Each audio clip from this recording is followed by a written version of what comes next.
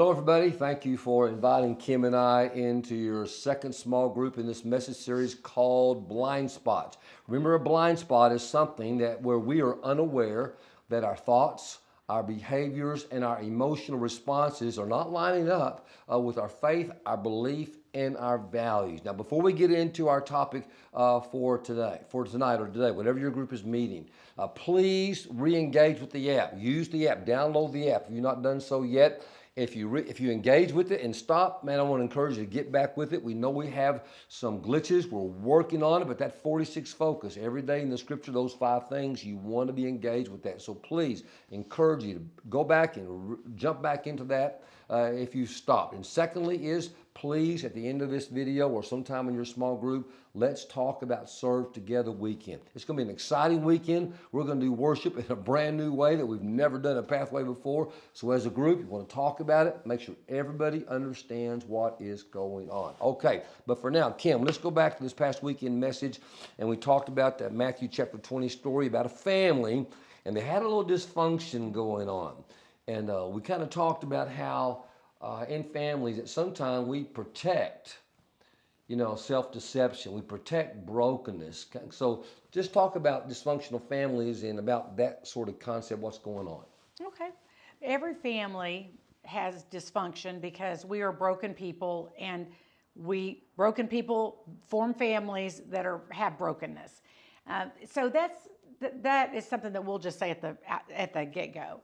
Having said that, there are different kinds of brokenness, different levels of brokenness. And so what we saw with the mother in the story is how she was really running interference for her kids. That never happens anymore, where mothers, run interference for their kids or fathers.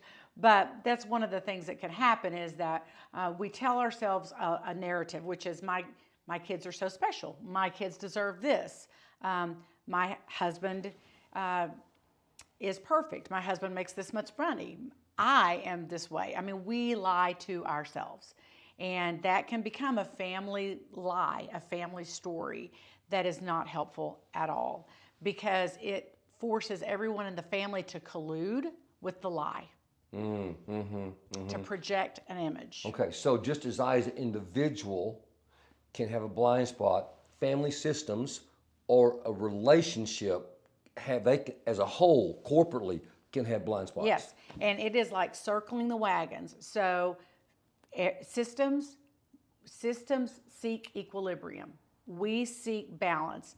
If a family has a lie, it's going to do what it takes to reinforce the lie by taking in what supports it and by rejecting what doesn't. You see people that quit speaking to other family members because it's not feeding in to the narrative that the family's established. You see them ending friendships. You see them leaving schools, leaving teams. You see this kind of thing happen, leaving jobs if it denies or if it pushes against the family narrative. So like a controlling parent, it's really, really controlling of an adult child that's still trying to dominate and control them. That's part of a dysfunction in a family system, and sometimes parents are blind as to what their motives are. They think it's for that kid's own interest, but I'm only not. helping. Yeah. And really they're hurting, or could be hurting. Okay, can you talk about in this family thing, look at the difference between keeping secrets and healthy boundaries? Yes. Just a little bit about that? Yes, so there are secrets and there are boundaries. And there is a real important difference. So a boundary is where I decide there's something happening in my life or in my family life that is not something I want to share with the world, but it's maybe hurting. And so as we've talked about, or y'all know about, alcohol addiction in my family. So when that's going on, I have people that I'm going to share with. I shared with Rick. I shared with my closest friends. I went to support group. I went to therapy. Those are boundaries. Those are people that I trust versus secrets where it's like, don't tell anybody, don't tell, whatever you do, don't tell. And that kind of not telling is that is poisonous. That is poison to a family. Yeah, that's really a blind spot for some families when they're just kind of, it's almost like it's another control issue. Trying to control. But discretion is not keeping a secret. It is not. That's about boundaries. Yeah. Yeah. Yeah. Yeah. Okay. So let's talk about a little bit about this thing about giving the last 10%, and a little bit about why it's so hard for us to give that hard part, that hard truth that somebody needs to hear, because somewhere or another their thoughts, their behaviors, their emotional responses are not aligning with their faith, belief, and their values, and it's creating this something in the family. Why is it so hard for us to have those sort of conversations? That's so painful. So the area of self-deception, that last 10%, that is, for me or for any of us, that is the part that we have built our strongest defenses, our strongest internal defenses. Remember, I want you to think I'm a good person. I really want that. And if there's something in me that I do that really isn't something that God would like about, that God would want me to change, I'm going to protect that. I don't want people to see it, and I surely don't want them to confront me. So it hurt. It's painful. And so we don't want to hear it. And yet, it's the most important part. It's where the true growth, the true spiritual healing happens. Yeah, when I think about people that are in therapy, I know we haven't really talked about this, but 6, 7, 8, 10 weeks, sometimes it takes a while to get to that, because it takes a while. So to think that even in a relationship, you're going to get to that last 10% quickly, that sometimes you got to be it takes a while to get there, or you're just crushing somebody, right? Yes. They got to be ready to receive it. Yes, absolutely. I mean, because it could be foundational to our personality. Could it come from childhood that we talked about last week? So to just crush it, to do a full frontal attack, is not the way to do it. Yeah, because if they're not ready to receive it, no, boy, howdy. No, and it's cruel to do that. Yeah, and sometimes we want to be cruel, don't we? Because we're angry something. Okay, so let's talk about some tips. Let's talk about some very practical tips on delivering and receiving that last 10%, the hard part. If you're going to deliver hard news, the first thing is to have permission from the person. And that's really asking, can we talk about this? This is something that I really feel like I need to talk to you about. So asking permission and really listening to what they have to say, making sure that we're not speaking from a place of anger or high emotional, anger, bitterness, resentment, or revenge. So I got to check myself before I talk to them to make sure what is my motive here. Yes, like am I being... Because I might be blind to my motive. That's right. Am I being a vessel for God? That's really, am I being a vessel for God to give this... Agape love. Agape love, yes. Am I doing that? Be really careful in the way that we say it. And we don't necessarily get to the results that we wish for. So we have to lay it before them and then have no expectations. Just lay it before them. They don't owe us anything. They may or may not do anything with it. That's right.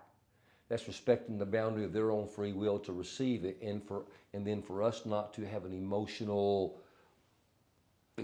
And if we do, maybe we got to question our motive. Yes. If we get all upset because they don't respond the way we want them to. Then we did have an ulterior motive. That wasn't agape love. It was about fixing the relationship or fixing them. It wasn't about, as a control issue or something. Okay. This is so fascinating. Not that we have No, not at all. At least I don't. I don't either. Speaking of that, Kim, let me take control of this conversation. What about tips on receiving? Yeah. So if we receive it, we just need to know, we need to be prepared. We need to be vulnerable, humble, willing to listen. And we also need to know that if we don't agree or we need a minute to process, like for example, I can see that if somebody had that conversation with me, I might get defensive. I just might. So that it's okay for me to buy myself some time to say, that's very interesting. Thanks for telling me that. I need to think about that for a little while. Really striving not to respond in anger, especially if I know it came from their heart. Not respond necessarily in anger. Take it in and think about it. Pray about it. Journal about it. Talk to someone about it. But be willing to listen. And if I need to, make those changes. I mean, if it's truth and somebody has spoken to me with truth, then I need to make changes in my life. Okay. You used that word defensive a while ago. That if my first response to someone trying to provide this information to me is defensive, is that a sign that it is a blind, could be a blind Could spot? be. Could be. Yeah. Yeah. Yeah. Okay. Because that's where my guards are strongest. My guards are strongest around the truths I don't want to hear. Okay. All right. Kim, thank you so much. I appreciate so much you sharing this. I hope this has been helpful for you. I hope it has.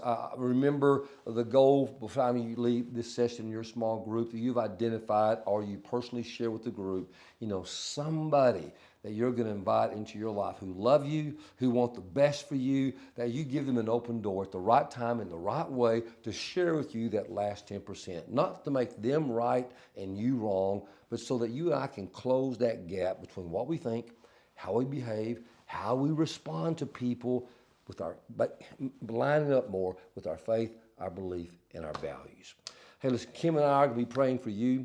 Please pray for each other, and please, please, please, please be praying for Ukraine. We see you this weekend.